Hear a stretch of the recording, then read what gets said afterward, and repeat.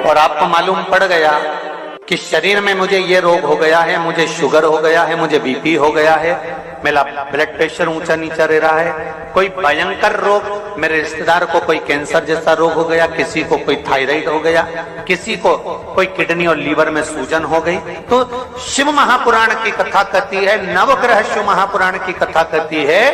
कि बेलपत्री के वृक्ष के नीचे महामृत्युंजय मंत्र का जाप जो शुक्रवार की शुक्रवार घी का दिया लगा कर करता है, उसके रोग बाबा देवाधिदेव महादेव समाप्त करते चले जाते हैं। ये संजीवनी मंत्र शुक्रवार के दिन भगवान शंकर को शुक्र को दिया था, इसलिए उसकी शुक्रवार के दिन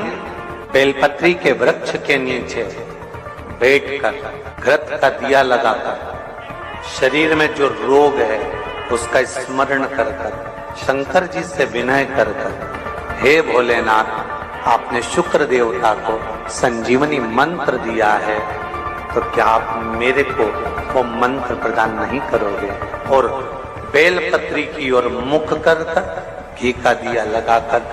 महामृत्युंजय मंत्र का स्मरण कर लेने पर धीरे धीरे धीरे धीरे धीरे धीरे वो रोग समाप्ति की ओर आता चले जाए। एक पात्र में जल और दूध ले लीजिए, शुक्रवार का दिन। तो कहोगे गुरुजी ये कथा कहां से निकाल के लाए हो? तो विष्णु पुराण में से आप उसको स्मरण कर सकते हो। काय में से? विष्णु पुराण में से। एक पात्र में देसी गाय का दूध, जल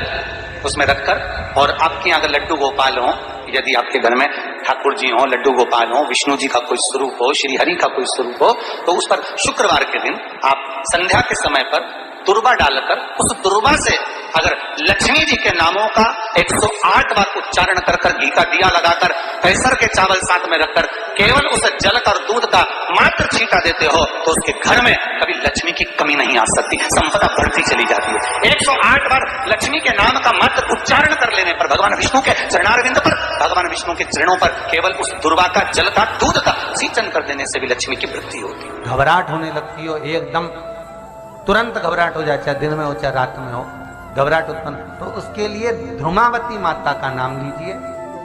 और ध्रुमावती माता के नाम से गुड़ की 7 आप टुकड़े कर लीजिए, गुड़ की जो बट्टी होती है उसके 7 टुकड़े कर लीजिए, और ध्रुमावती माता के नाम से जहां पर गौरी और शंकर दोनों विराजमान हो, तो शंकर भगवान का जहां शिवलिंग हो और शिवलिंग के साथ में पार्वती जी शंकर के साथ नीचे ही बैठी हो, सामने दीवार पर या ऊंचाई पर। आपको पहले कहा था शंकर जी के शिवलिंग का आपको कई बार दर्शन कराया। एक विष्णु शिवलिंग होता है, एक डमरू जैसा शिवलिंग होता है जिसको बैठकर पूजा नहीं जाता, जिसको खड़े होकर जल चढ़ाए। एक शिवलिंग होता है जो जमीन पर ही रहता है, जिसको गौरी शंकर कहते हैं महाराज। तो गौरी शंकर का स्मरण कर कर, उमा महेश का स्मरण कर कर, जो शिवलिंग जमीन पर हो और पार्वती जी भी जमीन पर ही स्थापित, गौरी शंकर का स्मरण कर कर शुक्रवार के दिन शंकर भगवान पर